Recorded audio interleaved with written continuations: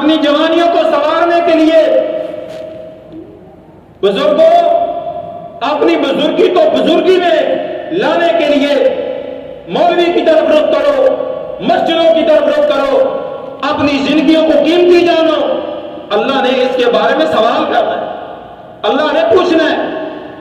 آج ہم قربانی اچھی لے کے آتے ہیں، محلے والے تنگ نہ کریں، محلے والے تنگ نہ کریں۔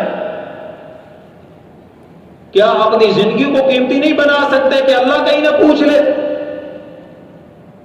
قربانی کے بارے میں ہمیں فکر ہے اور خوش ہو کے بتاتے ہیں ہمارے جانور سے اتنا گوشت نکلا ہے۔ بھائی یاد رکھ لینا، وہ گوشت آپ کے کھانے کے لیے، وہ اللہ کو اور لوگوں کو بتلانے کے لیے نہیں۔ اللہ کو تو اس کا خون بھی نہیں چاہیے، اللہ تو دیکھتا ہے اس کا اخلاص کتنا ہے، اللہ تو دیکھتا ہے اس کی محبت کتنی ہے۔ حضرت آدم علیہ السلام کے 2 بیٹے تھے، مشہور واقعہ آپ نے پہلے بھی سنا ہوگا، حابیل اور قابیل۔ حابیل نے قربانی دی اور قابیل نے بھی دی۔ قابیل نے حابیل کو قتل کر دیا۔ کیا وجہ بنی؟ قابیل کہنے لگا میری قربانی تر و تازہ تھی، میری قربانی تو اس سے اچھی تھی، اللہ نے حابیل کی قربانی کو کیوں قبول فرما لیا ہے؟ تو اللہ نے بتایا قربانی کی جسامت کا معیار ہمارے ہاں نہیں ہے، ہمارے ہاں یہ معیار نہیں قربانی کتنے کی آئی تھی، ہمارے ہاں یہ معیار نہیں کس کا خون کتنا نکلا تھا، ہمارے ہاں یہ معیار نہیں کہ یہ جانور کیسا تھا۔ اللہ کے ہاں معیار ہے کہ اللہ سے ڈرنے والا کون تھا، اللہ سے ڈرنے والا کون تھا۔ اگر آج آپ اپنے آپ کو قیمتی بنانا چاہتے ہیں تو پیارے بھائیوں پھر قربانی دینے سے پہلے اپنے نفس کی قربانی دیں، اپنے نفس کی قربانی، انا کی قربانی، اپنے اندر کی قربانی، اپنی میں کی قربانی، اپنی عقل کی قربانی، یہ سب سے پہلے ہمیں پیش کرنا ہو۔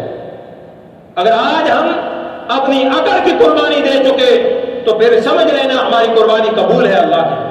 اگر قربانی کرنے کے بعد بھی ہمارے اندر وہی عقل ہے یا قربانی کرنے سے پہلے بھی ہمارے اندر وہی عقل ہے تو پھر سمجھ لینا آپ کو لاکھوں روپے لگانے کا کوئی فائدہ نہیں، کوئی فائدہ نہیں۔ خطبہ جمعہ پڑھنے کے لیے آتے ہو، مسائل کا تقاضا کیا کرو، کسی اور مسجد میں جاتے ہو مسائل کا تقاضا کیا کرو۔ مسائل وقت کی ضرورت ہے، مسائل وقت کی ضرورت ہے۔ اگر آپ یہاں پر 1 گھنٹہ بیٹھ کے گئے اور آپ کو ایک مسئلے کا بھی نہیں پتا چلا تو سمجھ لو آپ کا دن پورا ضائع ہو، اپنے کام کاج کو چھوڑ کے آئے ہیں۔ جو ادھر آپ آئے ہیں 1-2 گھنٹے آپ یہاں پر بیٹھے ہیں، آپ 1000 500 100 روپیہ نہیں کما سکتے تھے؟ سارا ٹائم جب اللہ کے لیے وقف کر کے آئے ہو، مسئلہ سننے کے لیے آئے ہو تو پھر مسئلہ یاد کر کے جایا کرو۔ امام کائنات علیہ السلام فرماتے ہیں نظر اللہ عمران سمع منا حدیثا فافذہ حتی یبلغہ غیرہ، صحیح بخاری کی حدیث ہے۔ فرمایا جو ہماری حدیث کو سنے اسے یاد کرے، اپنے دل و دماغ میں بٹھا لے، لوگوں تک پہنچا دے۔ فرمایا اللہ ایسے بندے کی زندگی کو اچھا کر دے، اللہ ایسے بندے کے چہرے کو تر و تازہ کر دے، اللہ اس کی پریشانیوں کو دور کر دے۔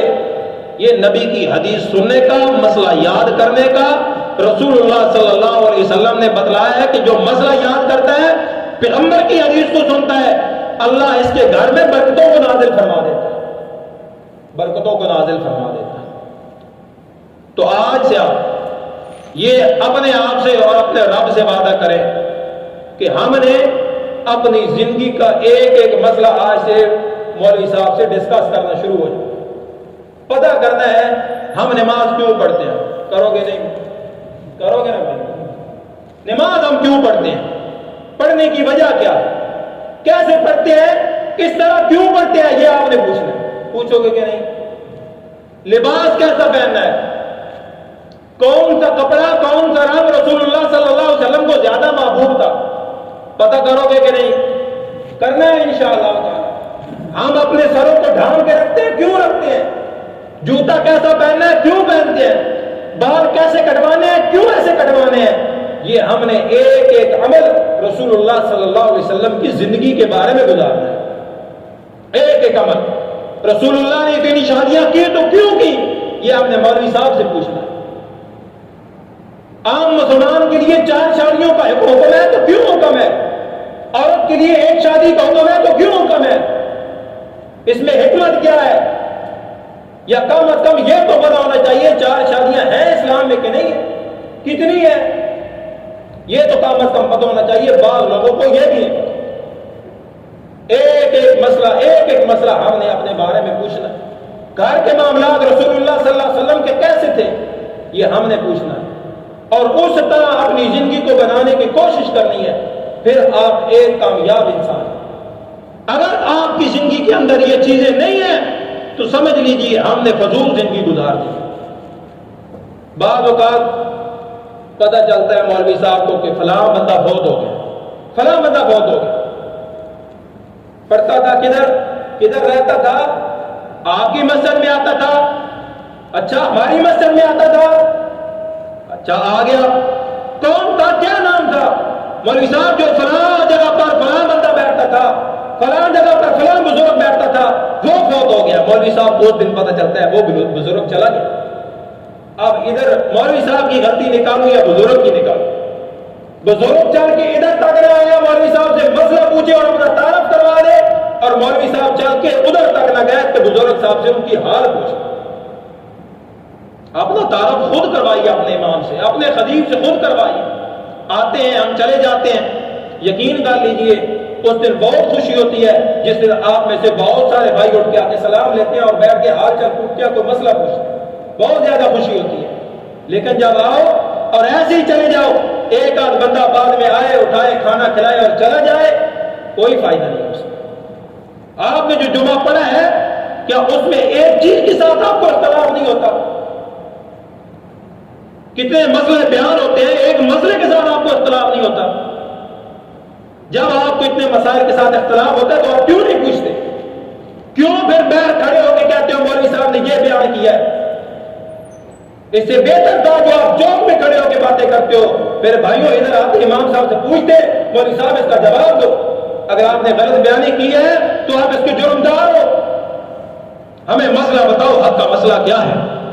مطالبہ کرو گے کہ نہیں؟ مطالبہ انشاءاللہ تعالیٰ ہم نے کرنا ہے۔ ہم نے اپنی زندگیوں کو اچھا بنانا ہے، ہم نے اپنی جوانیوں کو بہتر بنانا ہے، ہم نے اپنے بچوں کا مستقبل سنوارنا ہے۔ تو سب سے پہلے بھائیوں اپنی انا کی قربانی دو۔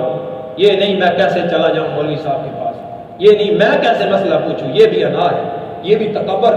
تکبر کس کو کہتے ہیں؟ کہ اپنے آپ کو باقی تمام انسانوں سے بہتر جانا، باقی تمام لوگوں سے، باقی تمام مخلوقات سے بہتر جانا۔ ایک تو اللہ رب العالمین جس کو فضیلت عطا کر دیں، جس کو فضیلت عطا کر دیں وہ تکبر نہیں۔ استاد کو فضیلت ہوتی ہے اپنے شاگرد پر، استاد جو حکم دیتا ہے شاگرد وہ کرتا ہے، یہ تکبر نہیں۔ عام دنیا میں آپ چل رہے ہیں اور آپ اپنے آپ کو بہتر سمجھتے ہیں باقی دنیا سے، اپنی میں کے اندر ہیں، اپنے غرور کے اندر ہیں، یہ تکبر ہے۔ اللہ خوبصورت ہے، خوبصورتی کو پسند کرتا ہے، لیکن اللہ میرے تکبر کو پسند نہیں کرتا۔ اللہ فرماتے ہیں یہ تکبر جو ہے یہ میری چادر ہے، اس کو میرے علاوہ کوئی اور نہیں اوڑھ سکتا، کوئی اور نہیں اوڑھ سکتا۔ رسول اللہ صلی اللہ علیہ وسلم نے تکبر سے منع فرمایا، تکبر نہیں کرنا۔ اور تکبر کبھی کبھی اپنے آپ کی بنا پر اور کبھی کبھی اپنے قبیلے کی بنیاد پر بھی کیا جاتا ہے۔ یہ نبی صلی اللہ علیہ وسلم کے صحابی ہیں، آپ صلی اللہ علیہ وسلم کی خدمت میں حاضر ہوئے، کہنے لگے کہ اللہ کے نبی صلی اللہ علیہ وسلم میری بیوی جو ہے اس کو میں نے فلاں شخص کے ساتھ دیکھ لیا ہے، وہ بدکاری کر رہی تھی۔ اب رسول اللہ صلی اللہ علیہ وسلم نے فرمایا کہ میرے صحابی آپ اس پر 4 گواہ لے کے آؤ۔ کتنے گواہ؟ 4 گواہ۔ یہ بات یاد رکھنا، کتنے گواہ لانے ہیں؟ 4 گواہ۔ کسی پر الزام لگایا ہے، آپ سچے ہیں یا جھوٹے ہیں یہ بعد میں فیصلہ ہے۔ الزام لگانے سے پہلے یہ دیکھ رہے نا کہ آپ کتنے سچے ہیں، پہلے 4 گواہ لے کے آؤ۔ اور بندہ کہے بس ہی پہلے 4 گواہ لبھی، بھائی پھر خاموش ہو جاؤ، 4 گواہ نہیں ہے۔ اسلام کیا کہتے ہیں؟ 4 گواہ لانے ہیں۔ کیا کرنے ہیں؟ 4 گواہ لانے ہیں۔ کون کہتا ہے؟ اسلام۔ نبی صلی اللہ علیہ وسلم نے فرمایا 4 گواہ لے کے آنے ہیں۔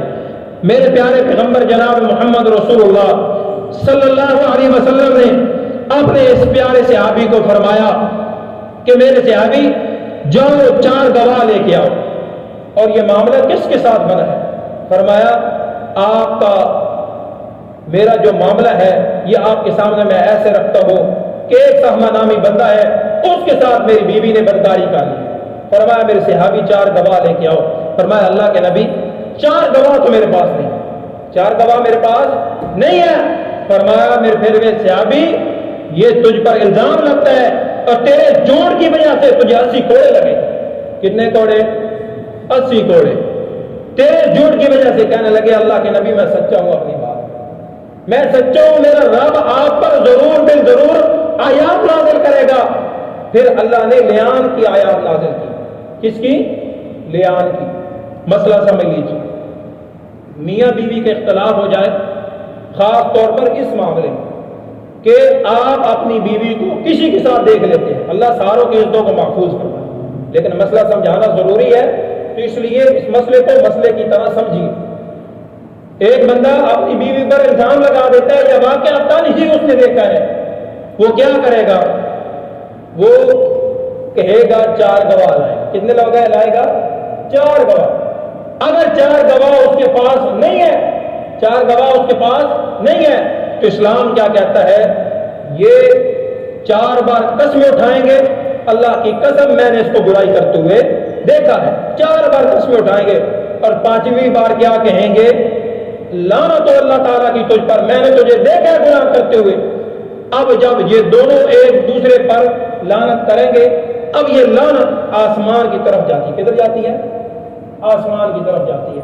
تو اللہ رب العالمین اگر بندہ جھوٹا ہے تو اس کے منہ پر ڈال دیتے ہیں لعنت، اور اگر بندہ سچا ہے تو دوسرے کے منہ پر لعنت کو ڈال دیا جاتا ہے۔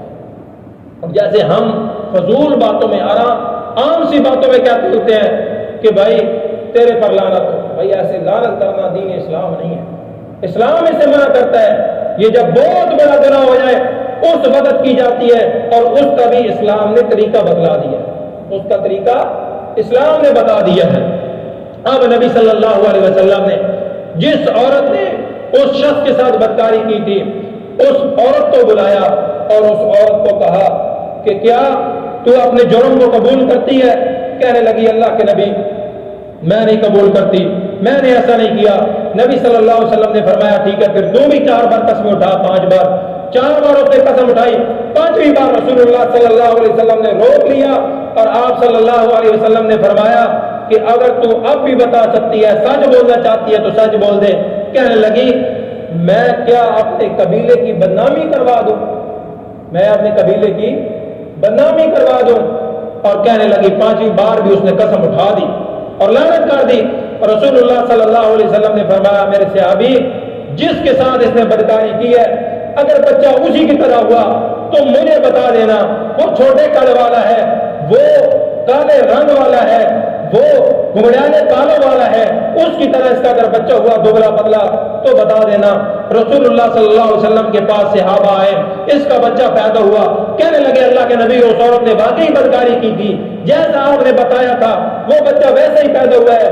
فرمایا اگر اللہ نے قرآن مجید کی آیات نازل نہ کی ہوتی آج میں اس عورت پر حد کو مقرر کرتا، آج اسے میں رجم کر دیتا۔ یہ رسول اللہ صلی اللہ علیہ وسلم نے کہا۔ اب یہاں پر جو بات سمجھنے والی ہے، مین پوائنٹ جو سمجھنے والا ہے کیا ہے؟ رسول اللہ صلی اللہ علیہ وسلم نے کیا فرمایا کہ اس عورت کو میں کیا کرتا؟ رجم کر دیتا۔ رجم کرنے کا کیا مطلب ہے؟ زمین کے اندر گڑھا کھود کے اس کے اندر عورت کو ڈال کے سال باہر رکھا جاتا ہے اور اوپر سے پتھر مارے جاتے ہیں، پتھر مار مار کے عورت کو ختم کر دیا جاتا ہے۔ نبی صلی اللہ علیہ وسلم کس وجہ سے روک گئے؟ کس وجہ سے روک گئے؟ کیونکہ اللہ کی آیات پہلے آ چکی تھی، اب انہوں نے اعلان کر لیا، یہ دونوں ایک دوسرے سے علیحدہ ہو گئے، اب ان دونوں کا اس کے اندر کوئی تعلق نہیں۔ اور وہ صحابی رسول جب اپنی عورت کو کسی کے ساتھ دیکھا تو کدھر آیا تھا؟ خود بیلچہ اٹھایا اور اس کو مارا؟ خود گھر سے کوئی رہبر نکالی اس عورت کو مار دیا اپنی بیوی کو نہیں، عدالت میں گیا رسول اللہ صلی اللہ علیہ وسلم کے پاس کہ میں اس عورت کے ساتھ نہیں رہا، میں اس عورت کے ساتھ نہیں رہا۔ رسول اللہ صلی اللہ علیہ وسلم نے ایک مرتبہ، سمجھ آ رہی ہے بھائی، پریشان تو نہیں ہوگا، رسول اللہ صلی اللہ علیہ وسلم نے ایک مرتبہ اپنے صحابہ سے پوچھا، میرے صحابہ اگر کوئی شخص اپنی بیوی کو کسی غیر مرد کے ساتھ دیکھ لے، اپنی بیوی کو کسی غیر مرد کے ساتھ دیکھ لے تو کیا کرے؟ فرمایا اللہ کے نبی ہماری غیرت تو یہ ہے کہ ہم اسے قتل کر دیں گے، اس بندے کو بھی اور اپنی عورت کو بھی۔ فرمایا اللہ تم سے زیادہ غیرت والا ہے، اللہ یہ پسند نہیں کرتا کہ تم اسے قتل کرو۔ تمہارا کام ہے عدالت میں جانا، تمہارا کام ہے قانون سے فیصلہ کروانا، تمہارا کام ہے حق بات معلوم کرنا، تمہارا یہ کام نہیں کہ تم خود ہی اٹھو اور قتل کر دو۔ غیرت کے نام پر قتل کیے جاتے ہیں، کبھی باپ اپنی بیٹی کو مار رہا ہے، کبھی بھائی اپنی بہن کو مار رہا ہے، کبھی خاوند اپنی بیوی کو مار رہا ہے۔ بھائی کس لیے آپ قتل کر رہے ہیں؟ تو قتل کا آپ نے حساب و کتاب دینا ہے اللہ کے، یہ نہیں کہ آپ اللہ کی عدالت میں پیش ہو جاؤ کہو اللہ اس نے بدکاری کی ہے۔ بھائی بدکاری کی ہے اللہ اور اس کا معاملہ ہے، اس کا اور عدالت کا معاملہ ہے، آپ کے ساتھ اس کا کیا تعلق تھا؟ اگر آپ کی بیوی تھی تو آپ عدالت میں جائیں، کیس کریں، معاملہ ختم کر دیں اگر آپ اس کے ساتھ نہیں رہنا چاہتے تو، لیکن آپ کو یہ حق حاصل نہیں کہ آپ اسے قتل کر دیں غیرت کی بنیاد پر۔ اور بعد میں لوگ بھی تانے مارے کرتے ہیں، اگر کوئی معاف کر دے، اگر کوئی معاف کر دے اپنی بہن بیٹی کو کسی معاملے میں، لوگ تانے مارتے ہیں یار دیکھو اس کو اس نے کیا کر دیا۔ بھائی آپ کو کیا مسئلہ ہے؟ اگر آپ کو اس کے اکسانے پر اسے قتل کر دے تو آپ رب کے ہاں مجرم ٹھہرو گے کہ نہیں؟ آپ سے نہیں پوچھا جائے گا۔ اور بعض اوقات ہم غلط بھی الزام لگا دیتے ہیں، غلط بھی الزام لگا دیتے ہیں۔ کتنے قتل اس بنیاد پر ہوئے؟ غلط الزامات کی بنیاد پر آ کے گھر میں بتایا جاتا ہے آپ کی بیٹی کو میں نے فلاں جگہ دیکھا، اور باپ ادھر سے غیرت مند کھڑا ہوتا ہے اور اپنی بیٹی کو مارنا شروع کر دیتا ہے۔ یار یہ تیری بیٹی ہے تو کسی کی باتیں سن کے اس پر کیوں تصور کر رہا ہے؟ تو کیوں اس کو مار رہا ہے؟ کسی کی باتیں سن کے کسی پر الزام لگاؤ گے، یاد رکھ لینا جھوٹے بتان کی اللہ رب العالمین بہت بڑی پکڑ کریں گے۔ اگر اسلام ہے، قانون ہے، تو پھر آپ کو اسی کوڑے لگائے جائیں گے جھوٹے الزام لگانے پر، ورنہ گواہ پیش کر۔ کسی کی ماں بہن بیٹی کے بارے میں بات کرنے سے پہلے یہ دیکھ لینا ہمارے گھر میں ماں بہن بیٹی ہے۔ اگر آج کسی پر بہتان لگاؤ گے تو سمجھ لینا ایک وقت آئے گا اللہ رب العالمین آپ کو بھی دنیا والوں کے سامنے ایسے ہی لائیں گے، آپ سے بھی پھر پوچھا جائے گا کہ آپ نے فلاں جگہ پر الزام لگایا تھا، ہمارے علاقے میں ایسی ایک بچی کو قتل کر دیا گیا، قتل کیا گیا۔ اب اس کی بہن بچی کی جوڑیاں اٹھا اٹھا کے دعا کرتی ہے کہ جنہوں نے ہمارے ساتھ ایسے کیا ہے اللہ ان کو برباد کر دے۔ واللہ اس کی اس بد دعا سے خوف آتا ہے کہ ان کا کیا بنے گا۔ اور میرا رب جو ہے ہر بندے کی دعا سننے پر قادر ہے، میرا رب ہر بندے کی پکار کو سنتا ہے۔ اور یاد رکھ لینا کسی کی دعا سے بد دعا سے بچ جانا، کسی کی بد دعا زندگی میں آپ کو نہ لگے۔ جب بد دعا لگ جاتی ہے بندہ کہیں کا نہیں رہتا، بندے کی زندگی برباد ہو جاتی ہے اس جھوٹے الزام کی وجہ سے اور بد دعا کی وجہ سے۔ تکبر اور ناک کو ختم کرو اپنے اندر سے۔ رسول اللہ صلی اللہ علیہ وسلم نے فرمایا ایک تو قبیلے کی بنیاد پر تکبر کیا جاتا ہے، میرا قبیلہ اتنا بڑا ہے، میرے قبیلے کی بےزتی ہو جائے گی، میرا محلہ اتنا بڑا ہے، محلے والے کیا کہیں گے۔ یاد رکھ لینا ایسا کچھ بھی نہیں ہوتا۔ مومن وہ ہے، مسلمان وہ ہے جو حق کو تسلیم کر لیتا ہے، جو کس کو تسلیم کر لیتا ہے؟ حق کو تسلیم کر لیتا ہے۔ میرا مسلک، میرا منہج اگر کچھ اور ہے اور بندہ میرے سامنے دلیل لے کے آتا ہے، کدھر سے؟ اللہ کے قرآن سے۔ کدھر سے؟ اللہ کے قرآن سے، یا پھر جناب محمد رسول اللہ صلی اللہ علیہ وسلم کے فرمان مبارک سے۔ اب حقیقی مسلمان کون ہے؟ حقیقی مسلمان کون ہے؟ جس کے سامنے اللہ کا قرآن آ گیا اور اس نے فوراً اس کو تسلیم کر لیا، یہ مومن مسلمان ہے۔ اگر کوئی شخص یہ کہے کہ میرا مسلک اس چیز کی اجازت نہیں دیتا، میرا مسلک اس چیز کی اجازت نہیں دیتا، قرآن نعوذ باللہ جو مرضی کے، حدیث آ گئی ہے مجھے نہیں پتا، میرا مذہب، میری فقہ، میری رائے، میرا قیاس یہ کہتا ہے، تو پھر یاد رکھ لینا ہم نے یہ تکبر کیا ہے، اور تکبر اللہ کو پسند نہیں ہے، تکبر اللہ کو پسند نہیں ہے۔ جب حق آپ کے سامنے آ جائے، جب حق میرے سامنے آ جائے، میں سچا تب ہوں جب میں اللہ کے قرآن کو مان لوں اور محمد رسول اللہ صلی اللہ علیہ وسلم کے فرمان مبارک کو تسلیم کر لوں۔ بتاؤ اللہ کے قرآن سے بڑی کسی کی بات ہو سکتی ہے؟ نبی صلی اللہ علیہ وسلم کی حدیث سے بڑی کوئی چیز ہو سکتی ہے؟ تو پھر ہمیں کیا کرنا چاہیے؟ اللہ کے قرآن کو قبول کرنا چاہیے کہ نہیں؟ کرنا چاہیے نا۔ تو پھر بھائیو ہم کیوں نہیں قبول کرتے؟ کیوں نہیں مانتے؟ کیوں نہیں پیغمبر کی حدیث کو تسلیم کرتے؟ آج ہم ادھر بیٹھے ہیں، کسی کو کھڑا نہیں کروں گا۔ کیا ہم صبح اٹھتے ہوئے یہ کہتے ہیں کہ ہم اپنی شلوار کو ٹانگوں سے اوپر رکھیں گے؟ کیا نبی صلی اللہ علیہ وسلم کی ہم نے حدیث نہیں سنی؟ اپنی چادر کو ہم ٹخنوں سے اوپر کیوں نہیں رکھتے؟ یار نبی صلی اللہ علیہ وسلم کا فرمان نہیں ہے؟ آئیے پیارے پیغمبر جناب محمد رسول اللہ صلی اللہ علیہ وسلم کی حدیث سنیے۔ آپ صلی اللہ علیہ وسلم فرماتے ہیں ایک بندہ اپنی چادر کو ٹخنوں سے نیچے کر کے چل رہا تھا، اللہ کو آسمان پر غصہ آیا، اللہ تعالیٰ نے اس کو زمین کے نیچے دھنسا دی، اور قیامت کی صبح تک پیغمبر علیہ السلام فرماتے ہیں دھنسا چلا جائے گا۔ فرمایا المسبل والمنان، اللہ ایسے بندے کو اپنے عرش کا سایہ تک نصیب نہیں کرے گا جو اپنی شلوار اپنی چادر کو اپنے ٹخنوں سے نیچے لٹکا دے، عرش کا سایہ۔ اور نبی صلی اللہ علیہ وسلم فرماتے ہیں قیامت کا دن ہوگا، رب تعالیٰ ایسے بندے کو رحمت کی نظر سے دیکھے گا بھی نہیں۔ فرمایا دیکھنا تو دور کی بات ہے، کلام بھی نہیں کرے گا، اس بندے کی اللہ تعالیٰ کو کوئی پرواہ ہی نہیں ہو، جدھر مرضی جائے۔ یہ میری گستاخی کرتا رہا، میرے پیغمبر کی حدیث یہ تھی کہ اپنی شلوار کو ٹخنوں سے اوپر رکھنا ہے، لیکن اس نے مسئلے کو تسلیم نہیں کیا۔ ایک ہوتا ہے مسئلے کو تسلیم نہ کرنا، یہ اتنا بڑا گناہ نہیں جتنا بڑا حدیث رسول کا مذاق اڑانا۔ دیکھو جی انہوں نے شلوار کو ٹخنوں سے اوپر کیا ہوا ہے اور کپڑا ہی نہیں ملا۔ یارو جس نے اپنی پگڑی اپنے سر پر ڈال لی، جس نے اتنا بڑا قمیض ڈال لی، جس نے شلوار ڈال لی، کیا اسے اتنا سا کپڑا نہیں ملا تھا جو اپنی شلوار کو ٹخنوں سے نیچے لٹکا تھا؟ کیوں نہیں اس نے لٹکا؟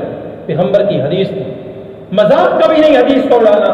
یاد رکھ لینا جو پیغمبر کی حدیث کا مذاق اڑاتا ہے دنیا کے اندر بھی بندہ ذلیل ہو جاتا ہے، آخرت کے اندر بھی بندہ ذلیل ہو کے رہ جائے گا۔ امام کائنات علیہ السلام کے ساتھ ایک بندہ آیا، بیٹھا کھانا کھا رہا ہے۔ رسول اللہ صلی اللہ علیہ وسلم نے فرمایا اپنے سیدھے ہاتھ سے کھانا کھاؤ۔ کہنے لگا میرا سیدھا ہاتھ اٹھتا نہیں، تکبر کیا نا، پیغمبر کی حدیث کو جھٹلا دیا۔ بیان کرتے ہیں راوی وہ مرتے دم تک اپنے سیدھے ہاتھ کو اپنے منہ کی طرف نہیں لے جا سکتا، اللہ نے فارغ زدہ کر دیا۔ حدیث ہے رسول اللہ صلی اللہ علیہ وسلم کی، صحیح مسلم کے اندر، جو الامام لیتم بہ، جب تمہارا امام بنایا جائے اس کی اقتداء کرو، اس کی پیروی کرو۔ امام سے پہلے سجدے میں نہ جاؤ، امام سے پہلے رکوع میں نہ جاؤ، امام سے پہلے اللہ اکبر نہ کہو، امام سے پہلے سلام نہ پھیرو۔ یہ رسول اللہ صلی اللہ علیہ وسلم کی حدیث مبارک ہے۔ اور حدیث کے اگلے الفاظ یہ ہیں جو امام سے پہلے سجدے میں جائے گا یا سجدے سے سر اٹھائے گا، اللہ رب العالمین اس کا چہرہ گدھے کی طرح کر دیں گے۔ اس کا چہرہ کیسے کر دیں گے؟ گدھے کی طرح۔ اب ایک بندہ اس حدیث کو پڑھا رہا ہے، کیا کر رہا ہے؟ پڑھا رہا ہے شاگردوں کو۔ سوچا یہ کیسے ممکن ہے کسی بندے کا منہ گدھے کی طرح ہو جائے؟ یہ کیسے ممکن ہے؟ حدیث کا انکار کیا، اللہ نے اس کے منہ کو گدھے کی طرح کر دیا، گدھے کی طرح کر دیا۔ ہزاروں شاگرد آتے رہے، پورا منہ اس کا گدھے کی طرح ہے، پردہ درمیان میں لگا ہوا ہے، وہ پردے کے پیچھے بیٹھ کے پڑھاتا ہے، شاگرد پڑھتے ہیں۔ اب یہ استاد ہے، پڑھنے والے شاگرد ہیں، یہ پڑھانے والا محدث ہے، حدیث رسول پڑھاتا ہے، لیکن ذہن کے اندر غلط فہمی آ گئی، شیطان کی وجہ سے تکبر آ گیا، کہنے لگا کیسے ممکن ہے بندے کا منہ گدھے کی طرح ہو جائے؟ اب یہ پڑھا رہا ہے پردے کے اندر۔ ایک دن شاگردوں نے کہا استاد جی آپ ہمیں اپنا چہرہ نہیں دکھاتے، چہرہ نہیں دکھاتے، دکھائیے تو صحیح استاد جی، ہم سے کیسا پڑھتا، ہم تو آپ کے شاگرد ہیں، ہر مسئلہ آپ سمجھاتے ہیں، لیکن آپ پہ چہرہ نہیں دکھاتے۔ فرمایا میرے شاگردوں جب طلب شاگردوں کی زیادہ پڑی، فرمایا میں کل کو آپ کو اپنا چہرہ دکھاؤں گا، کل چہرہ دکھاؤں گا۔ رات ہوئی، رات کے آخری پہر آئے، اس نے اللہ کے در پہ ڈیرا ڈال لیا، اللہ کے در پہ ڈیرا ڈالا، اللہ کے ہاں سجدہ ریز ہو گیا، اللہ سے معافیاں مانگتے گڑ گڑاتے، اللہ تیرا بندہ ہوں مجھے معاف کر دے، اللہ غلطی ہو گئی ہے، اللہ خطا ہو گئی ہے، اللہ میں تجھ سے معافی مانگتا ہوں، اللہ میرے گناہوں کو دور کر کے میرے چہرے کو ٹھیک کر دے، صحیح سلامت کر دے۔ میرے رب تعالیٰ نے اس کو چہرہ پھر دوبارہ سے لوٹا، اور پھر صبح شاگردوں کے سامنے اپنا آپ پیش کیا، میرے شاگردوں یہ میرا چہرہ ہے۔ شاگردوں نے کہا استاد جی آپ ہمیں بتاتے کیوں نہیں تھے؟ فرمایا وہ میرا اور میرے اللہ کا معاملہ۔ اور پھر اس بندے نے خود اپنی توبہ کے بارے میں لکھا کہ میرے ساتھ یہ ہوا تھا، میں نے ایسے توبہ کی تھی۔ آج ہم نے رب سے کبھی مانگا ہے؟ آج ہم نے رب سے کبھی کوئی دعا کی ہے؟ ہم کہتے ہیں رب ہماری سنتا ہی نہیں۔ تو یارو رب ہماری نہیں سنتا تو پھر بتاؤ کون سنتا؟ رب نہیں دیتا تو کون دیتا ہے؟ ایسی ہستی بلاؤ جو رب کے مقابلے میں ہو۔ قربانی آپ نے کس کے لیے کی ہے؟ اللہ کے لیے نا۔ خون کس کے لیے بہایا ہے؟ اللہ کے لیے۔ 20 25 30 40 ہزار کس کے لیے خرچ کیے ہیں؟ اللہ کے لیے۔ لاکھ روپے لے کے قربانی کا جانور لائے ہو، کس لیے خرچ کیے ہیں؟ اللہ کے لیے، اللہ راضی ہو جائے۔ اور پھر اللہ کے بارے میں یہ عقیدہ بناتے ہو اللہ ہماری سنتا نہیں ہے۔ اللہ سے ہم نے مانگا کب؟ ہمیں اللہ سے مانگنا ہی نہیں آتا۔ ہمیں اللہ کے بارے میں کسی نے بتایا ہی نہیں کہ اللہ کی ذات کتنی غفور و رحیم ہے۔ بندہ مانگ کے تو دیکھو میرا رب عطا کرنے والا ہے۔ ہم اپنے غرور اور تکبر میں نہیں، مجھے سب مل گیا، مجھے دعا کرنے کی کیا ضرورت ہے؟ یاد رکھ لینا دعا عبادت کا مغز ہے۔ یہ نبی صلی اللہ علیہ وسلم کی حدیث مبارکہ ہے۔ دعا نہیں تو عبادت نہیں، دعا ہے تو عبادت ہے، دعا نہیں تو کوئی چیز نہیں ہے۔ دعا اگر ہے آپ کی زندگی میں، آپ غرور و تکبر سے پاک ہیں، آپ اپنی عاجزی اور انکساری اپنے رب کے سامنے رکھتے ہیں، اللہ تو ہی بڑا ہے، تو ہی عزت والا ہے، تو ہی تکبر والا ہے، تو ہی کبریائی والا ہے، میرے ربا میں تو سے مانگتا ہوں، میں تو سے مانگتا ہوں، اللہ مجھے فلاں چیز چاہیے، اللہ مجھے فلاں چیز چاہیے۔ ہماری زندگی کے پہلے دن سے تکبر ختم ہونا چاہیے اور آخری دن تک ختم ہونا چاہیے۔ انسانوں سے لے کے انبیاء تک، انبیاء سے لے کے رب کی ذات تک ہمارا کڑی در کڑی سلسلہ جو ہے وہ جڑا رہنا چاہیے۔ یہ نہیں کہیں ہمارا سلسلہ ٹوٹ جائے۔ جہاں پر سلسلہ ٹوٹ گیا وہاں پر سمجھ لینا کہ آج ہم اپنی زندگی کی رفتار کھو چکے ہیں، آج ہم اس سیدھے راستے سے ہٹ چکے ہیں جس پر ہمارے رب نے، ہمارے علماء نے، ہمارے انبیاء نے، پیغمبروں نے ہمیں لگایا تھا۔ پیغمبروں کا راستہ یہ ہے، انبیاء کا راستہ یہ ہے، رسولوں کا راستہ یہ ہے، علماء کا راستہ یہ ہے کہ آپ اپنی تعلیم حاصل کرنے کے لیے جو آپ کے پاس موجود بندے ہیں ان کے پاس آپ جاؤ، چھوٹا بڑے کے پاس جائے، جا کے بیٹھے، مسئلہ پوچھے، مجھے مسئلہ زندگی میں کیا پیش آیا ہے، مولوی صاحب سے پوچھو رب کو کیسے منانا ہے۔ یہ ہمیں پتہ ہی نہیں ہوتا کیسے منانا ہے۔ اللہ بیٹا چاہیے، 2 دن مانگا، تیسرے دن پھر غائب۔ اللہ گاڑی چاہیے، 1-2 دن مانگا پھر غائب۔ نہیں، اللہ سے مانگتے رہنا ہے۔ اور نبی صلی اللہ علیہ وسلم کی حدیث مبارکہ ہے، آپ صلی اللہ علیہ وسلم فرماتے ہیں جب ایک بندہ مانگتا رہتا ہے، مانگتا رہتا ہے، رب سے مانگتا رہتا ہے، جب دینے کی باری آتی ہے بندہ انکار کر دیتا ہے، کفر کر دیتا ہے، یار اللہ نے مجھے تو دینا ہی، اللہ نے میری سننی ہی نہیں۔ بندے پر اللہ رب العالمین کو پھر غصہ آ جاتا ہے۔ فرمایا تیرا عقیدہ میرے بارے میں یہ تھا، میں نے تیری نہیں سننی، میں نے تجھے نہیں دینا تو جا میں تجھے نہیں دیتا۔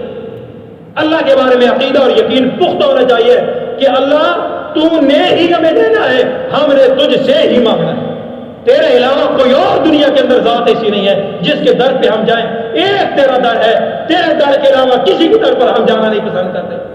جب نماز پڑھتے ہو تو کیا یقین ہوتا ہے بھائیوں کہ اللہ سے بڑا کوئی نہیں ہے دنیا کے اندر؟ قربانی کرتے ہو، کیا یقین کرتے ہو کہ اللہ کے لیے قربانی ہے؟ یہ یقین ہوتا ہے کہ نہیں ہوتا؟ جب اللہ کو بڑا مان لیا ہے تو پھر اللہ سے مانگنے میں کیسی شرم؟ اللہ سے کیسی شرم؟ اللہ کے سامنے جیسے ہو یاروں آ جایا کرو، زندگی کے جس حصے میں ہو، پریشانیاں ہر بندے پر ہیں، مصیبتیں ہر بندے پر ہیں، اللہ کے سامنے جھولی پلا دیا کرو، اللہ تو ہی ہمارا رب ہے، تیرے علاوہ ہم کس کے در پر جائیں؟ اللہ ملک کے حالات خراب ہیں، اللہ ہم حکمرانوں کو کھوجتے رہتے ہیں، حکمران ایسے ہیں، حکمران ایسے ہیں، ہم کبھی خود آئیں، کبھی ہم نے خود مانگا ہے؟ جو اللہ کے رزق سے، اللہ کے ذکر سے منہ پھیر لے، اللہ اس کی معیشت کو تنگ کر دیتے ہیں۔ فَإِنَّ لَهُ مَعِيشَةً ضَنكًا وَنَحْشُرُهُ يَوْمَ الْقِيَامَةِ يَعْمَىٰ۔ جو اللہ کے ذکر کو چھوڑ دے، اللہ فرماتے ہیں ہم اس کی روزی کو تنگ کر لیتے ہیں، قیامت کے دن یہ اٹھے گا تو اندھا ہو کے اٹھے گا۔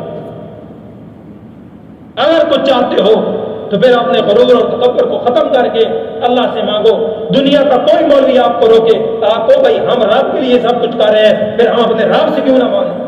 اور پہلی بات یہ ہے کہ کوئی مولوی اس سے آپ کو نہیں روکے گا۔ شروع میں آپ کے سامنے مسئلہ بیان کیا تھا کہ جس چیز میں اختلاف نہیں ہے کم از کم اس کو تو قبول کرو۔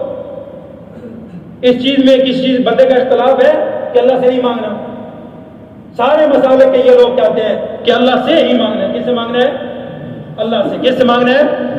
آپ کا عقیدہ ہے نا، جس کا یہ عقیدہ ہے کہ اللہ سے مانگنا ہے وہ ہاتھ کھڑا کرے، ہاتھ اٹھاؤ بھائی۔ اللہ سے مانگو گے گڑ گڑا جاؤ یا اللہ کے سامنے آ جاؤ، سجدہ کرو، جو چیز نہیں ہے میرا رب ضرور عطا کرے گا۔ صحیح ٹائم صحیح وقت پہ اللہ عطا کرتا ہے۔ اللہ رب العالمین سے دعا ہے جو کچھ سنا ہے اس پر عمل کرنے کی توفیق عطا فرمائے۔ وآخر دعوانا الحمدللہ رب العالمین۔